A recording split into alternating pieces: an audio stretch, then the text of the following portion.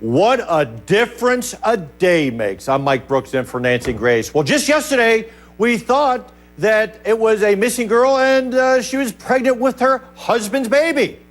But what do we find out tonight? Apparently there's a boyfriend. And what role does this boyfriend have in all of this? That's the big question that I want to know. Let's go straight out to our attorneys. Join us from New York, noted defense attorney Alex Sanchez, and join us here from Atlanta, international law attorney and criminal defense attorney Meg Strickler. Okay, Alex, we don't know too much about this guy so far, but if you were an advisor to him, would you lawyer up right now? Well, when you say this guy, I'm assuming you're talking about the new boyfriend. Yeah, what do you think? Come on. Yeah, I mean, of course, I would tell him right now, don't say anything. But, you know, Mike, this case should serve as a lesson to all persons that are willing to jump to conclusions. Yesterday, everybody was willing to hang this husband. And all of a sudden, thank God we've learned some new facts. This case may be taken in a completely different direction. And I hope everybody watching this show learns a lesson about that. Well, you know, I was watching it last night too, Alex, and you know how cynical cops, former investigators are. And, you know, you always think about the husband because we don't know exactly where that timeline was of when he left, when she disappeared. But the whole thing, Meg, she didn't show up at the airport to say goodbye to him. Wasn't that kind of a wake-up call to somebody in the family?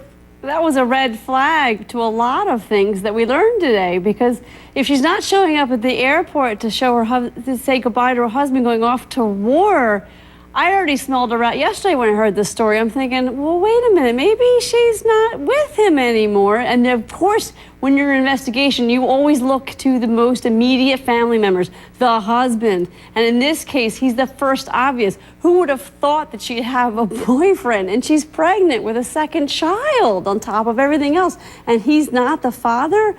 This story gets better and better.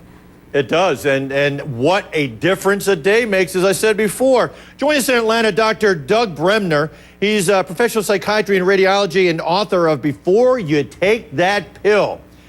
Doug, I was watching today the Nelson family during one of their interviews and press conference, and I don't know. Again, call me a cynic, but there's something about the family dynamic and the fact that it took 3 weeks to report her missing. Yeah, there's something crazy going on here, Mike. It seemed they almost sort of seem blasé, and they say, well, yeah, we were a little bit concerned that she didn't come to the airport to say goodbye to him. I think that there's some things that this family is just not talking about. I think that there's some tensions going on. They didn't want to talk about the boyfriend. I learned about the boyfriend today just by reading internet website where there was a commenter saying, I'm friends with her and she has a boyfriend that was living with her.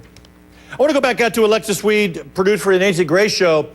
Nancy, Alexis, we know that maybe the boyfriend's been making some conflicting statements? Right, Mike. According to the Washington Post, they're saying in this search warrant, it alleges that the boyfriend made conflicting statements to police about when it was that he first noticed that Bethany's car was parked outside her apartment. I don't like conflicting statements, period.